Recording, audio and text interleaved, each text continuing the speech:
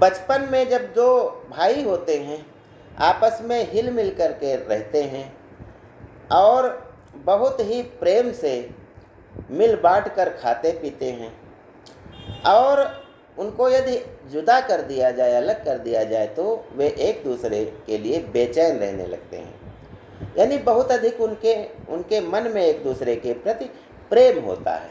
लेकिन जब वही भाई बड़े होते हैं, पढ़ाई करते हैं और नौकरी चाकरी कर लेते हैं, तब वह प्रेम कहाँ चला जाता है? तब परिवार में प्रायः वे सबसे पहले अलग अलग हो जाते हैं, एक दूसरे की बातों का विरोध करने लगते हैं। तो ऐसे ही जैसे ये मनुष्य की स्थिति है, ऐसे ही देशों की भी स्थिति होती है। तो आइए ज्ञान गंगा के इस 3 पत्ती कार्यक्रम में हम विचार करते हैं कि भारत और पाकिस्तान का जो विभाजन हुआ था, उसके लिए जिम्मेदार हमारे आंतरिक रूप से, यानी भारत के जो नेता थे, उनमें किसको हम जिम्मेदार मान सकते हैं। इस संबंध में हम कहना चाहेंगे कि जो आज़ादी और देश का बंटवारा जो हुआ, आज़ादी के साथ ही हुआ। जिन्ना देश का बंटवारा करना चाहते थे, लेकिन प्रश्न यह है कि क्या जिन्ना को किसी प्रकार से बंटवारा न होने के लिए मनाया जा सकता था? इस पर जब हम देखते हैं कि जिन्ना बंटवारा करने की जिद पर क्यों अड़ गए थे, क्यों कह रहे थे कि माचिस की तीली के बराबर भी पाकिस्तान मिले तब भी मैं दूंगा। तो इस संबंध में जब हम विचार करते हैं तो पाते हैं कि जैसे कर्ण और अर्जुन के बीच कोई विशेष बात नहीं थी, लेकिन एक दूसरे के कट्टर दुश्मन थे। ऐसे ही जवाहरलाल नेहरू और जिन्ना दोनों ही इंग्लैंड में पढ़े थे और दोनों ही एक दूसरे के कट्टर दुश्मन बन गए थे। उसका कारण यह था कि जिन्ना नेहरू से बड़े थे और जिन्ना नेहरू से अपने को किसी भी बात में कम नहीं मानते थे। तो इस प्रकार से वे सोचते थे यदि बंटवारा नहीं होगा तो नेहरू को प्रधानमंत्री बनाया जाएगा और उनको, जिन्ना को, नेहरू के अधीन काम करना पड़ेगा। लेकिन वे सब किसी के भी तो अधीन काम कर सकते थे, लेकिन नेहरू के अधीन, क्योंकि नेहरू को वे जूनियर वकील मानते थे और नेहरू की ही नकल करते थे।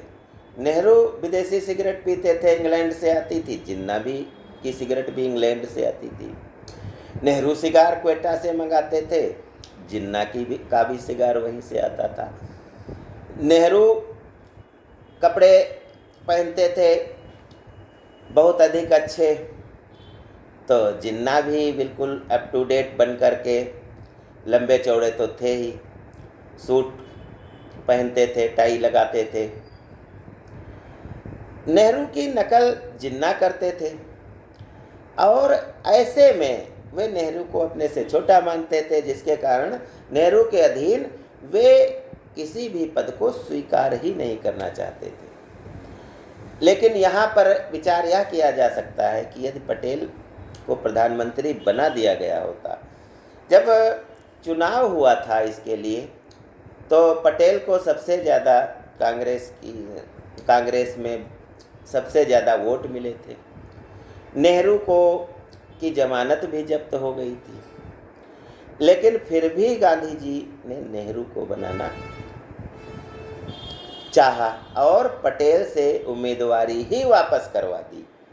एक कारण यह भी था कि यदि पटेल अगर प्रधानमंत्री बन गए होते तो हो सकता है उनके अधीन जिन्ना अपने को सुरक्षित महसूस करते और बंटवारे की बात न करते।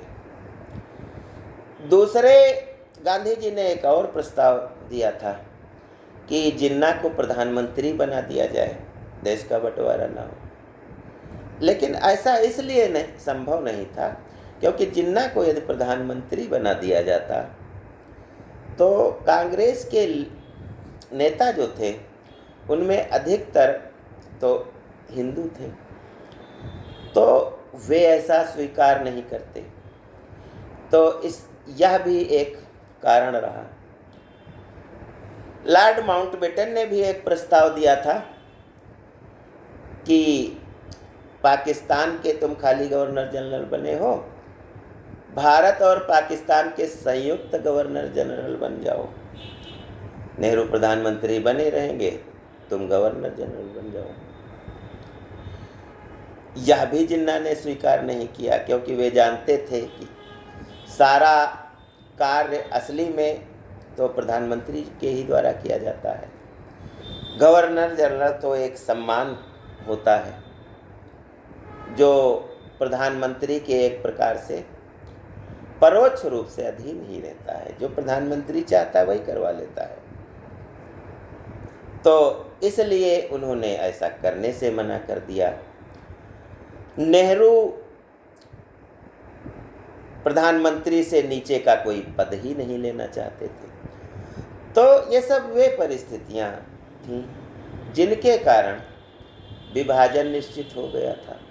इसके अतिरिक्त जब संविधान सभा बन रही थी और नेहरू, पटेल और कांग्रेस के नेता गांधी जी के पास गए थे, तो गांधी जी ने उनको बताया था कि इसमें डॉक्टर भीमराव अंबेडकर को अवश्य लेना।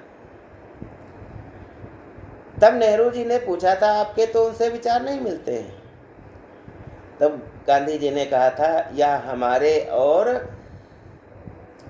अंबेडकर के बीच की जो वैचारिक लड़ाई है, इसमें देश का नुकसान नहीं होना चाहिए।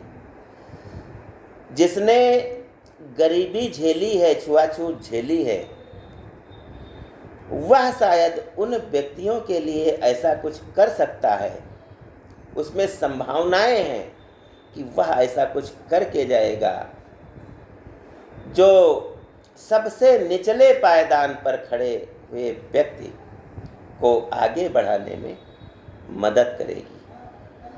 वह संविधान में कुछ ऐसा जोड़ जाएगा जिससे उस सबसे निचले अंत्यज व्यक्ति को कुछ फायदा होगा और वह विकास के साथ स्वतंत्रता का आनंद ले सकेगा और अपने को सुरक्षित भी मान सकेगा। ज्ञान गंगा में इतना ही। धन्यवाद। जय हिंद, जय भारत।